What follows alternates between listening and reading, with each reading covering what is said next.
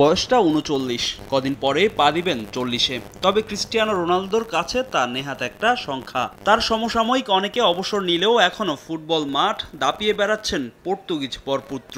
তবে শুরুরও যে শেষ আছে, রোনালদোকেও থামতে হবে একদিন। কিন্তু অবসর নয়, আপাতত উয়েফা নেশনস কাপ নিয়ে ভাবছেন রন। আর সময় হলে কাউকে না জানিয়ে নীরবে আন্তর্জাতিক ফুটবল থেকে সরে দাঁড়াবেন এই মহাতারকা। পর্তুগালের গণমাধ্যম চ্যানেল নাউকে দেওয়া এক সাক্ষাৎকারে এমন তথ্য জানিয়েছেন রোনালদো।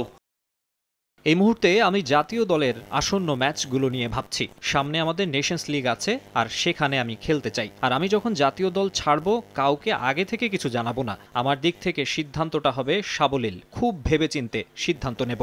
2016 ইউরোর ফাইনালে চোট নিয়ে মাঠ ছাড়তে হয় রোনালদোকে। এরপর তাকে দেখা যায় ডাগআউট থেকে ফুটবলারদেরকে দিক নির্দেশনা দিতে। সেই থেকে তার অনেক ভক্ত ভেবে নিয়েছেন বুট জোড়া তুলে রাখার পর কোচিং দিয়ে ফুটবলের সঙ্গে যুক্ত থাকবেন CR7। তবে তাদের জন্য হতাশার খবর দিয়েছেন রোনালদো। ফুটবল থেকে অবসর নিলেও কোচিংয়ে না আসার কথা জানান তিনি।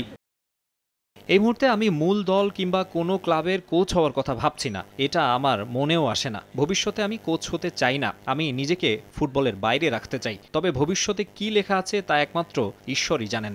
নিজের ক্লাব ক্যারিয়ার নিয়েও কথা বলেন রোনালদো। সৌদি ক্লাব আল নাসর থেকেই ক্লাব ফুটবলকে বিদায় জানানোর কথা জানান তিনি। 2023 সালে ইউরোপের পাট চুকিয়ে সৌদি ক্লাব আল নাসরে যোগ দেন রোনালদো। যদিও ক্লাবটিকে এখনো উল্লেখযোগ্য কোনো সফলতা এনে দিতে পারেননি 5 বারের ব্যালন ডিওর জয়ী এই ফুটবলার। আমি এই ক্লাব নিয়ে অনেক সন্তুষ্ট। সৌদি আরবে খেলতে পেরে আমি আনন্দিত। আমি এই ক্লাবে খেলা চালিয়ে যেতে চাই এবং এখান থেকেই অবসর নিতে চাই। এদিকে চ্যাম্পিয়ন্স লিগের সর্বোচ্চ গোল দেওয়ার জন্য রোনালদোকে সম্মান জানাবে উয়েফা। ফাহিম ইসলাম, সময় সংবাদ।